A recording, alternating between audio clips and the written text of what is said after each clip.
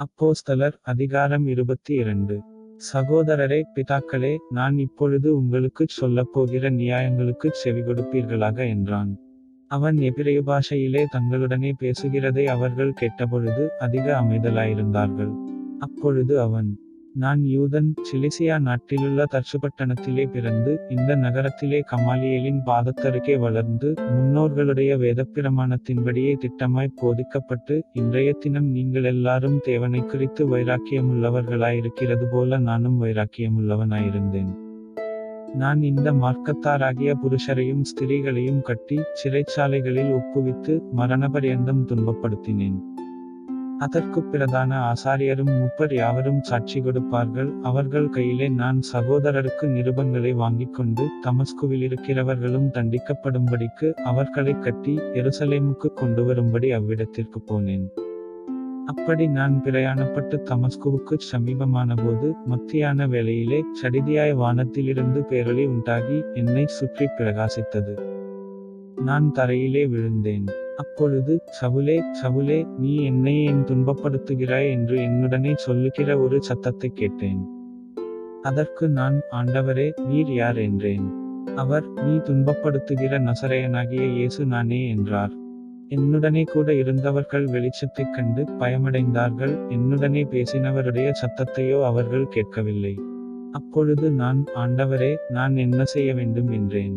அதற்குக் கர்த்தர், நீ எழுந்து தமஸ்குவுக்குப் போ, நீ செய்யும்படி நியமிக்கப்பட்டதெல்லாம் அங்கே உனக்குச் சொல்லப்படும் என்றார்.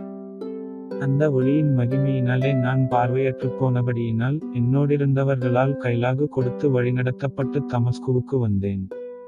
அப்பொழுது வேதப்பிரமாணத்தின்படியே பக்தியுள்ளவனும் அங்கே குடியிருக்கிற சகல யூதராலும் நல்லவனென்று சாட்சி பெற்றவனுமாகிய அனனியா என்னும் ஒருவன் என்னிடத்தில் வந்து நின்று, சகோதரனாகிய சவுலே, பார்வையடைவாயாக என்றான். அந்நேரமே நான் பார்வையடைந்து அவனை ஏறிட்டுப் பார்த்தேன். அப்பொழுது அவன், நம்முடைய முன்னோர்களின் தேவனுடைய திருவுளத்தை நீ அறியவும் நீதிபரரைத் தரிசிக்கவும் அவருடைய திருவாய்மொழியைக் கேட்கவும் அவர் உன்னை முன்னமே தெரிந்து கொண்டார். நீ கண்டவைகளையும் கேட்டவைகளையும் குறித்து சகல மனுஷருக்கு முன்பாக அவருக்குச் சாட்சியாயிருப்பாய். இப்பொழுது நீ தாமதிக்கிறதென்ன? நீ எழுந்து கர்த்தருடைய நாமத்தைத் தொழுதுகொண்டு ஞானஸ்நானம் பெற்று உன் பாவங்கள் போகக் கழுவப்படு என்றான். பின்பு நான் எருசலேமுக்குத் திரும்பி வந்து தேவாலயத்திலே ஜெபம் பண்ணிக் கொண்டிருக்கையில் ஞானதிருஷ்டியடைந்து அவரைத் தரிசித்தேன். அவர் என்னை நோக்கி, நீ என்னைக் குறித்துச் சொல்லும் சாட்சியை இவர்கள் ஏற்றுக்கொள்ள மாட்டார்கள். ஆதலால் நீ தாமதம் பண்ணாமல் சீக்கிரமாய் எருசலேமை விட்டுப் புறப்பட்டுப் போ என்றார். அதற்கு நான், ஆண்டவரே, உம்மிடத்தில் விசுவாசமாயிருக்கிறவர்களை நான் காவலில் வைத்து ஜெபாலயங்களிலே அடித்ததையும் உம்முடைய சாட்சியாகிய ஸ்தேவானுடைய இரத்தம் சிந்தப்படுகிறபோது நானும் அருகே நின்று அவனை கொலை செய்வதற்குச் சம்மதித்து அவனை கொலை செய்தவர்களின் வஸ்திரங்களை காத்துக் கொண்டிருந்ததையும் இவர்கள் அறிந்திருக்கிறார்களே என்றேன். அதற்கு அவர், நீ போ, நான் உன்னை தூரமாய்ப் புறஜாதிகளிடத்திலே அனுப்புவேன் என்று சொன்னார் என்றான். இந்த வார்த்தை வரைக்கும் அவனுக்குச் செவிகொடுத்தார்கள். பின்பு, இப்படிப்பட்டவனை பூமியிலிருந்து அகற்ற வேண்டும், இவன் உயிரோடிருக்கிறது நியாயமல்லவென்று மிகுந்த சத்தமிட்டு சொன்னார்கள். இவ்விதமாய் அவர்கள் கூக்குரலிட்டு தங்கள் மேல்வஸ்திரங்களை எறிந்துவிட்டு ஆகாயத்திலே புழுதியைத் தூற்றிக் கொண்டிருக்கையில் சேனாபதி அவனை கோட்டைக்குள்ளே கொண்டுவரும்படி கட்டளையிட்டு அவர்கள் அவனுக்கு விரோதமாய் இப்படி கூக்குரலிட்ட முகாந்தரத்தை அறியும்படிக்கு அவனைச் சவுக்கால் அடித்து விசாரிக்கச் சொன்னான்.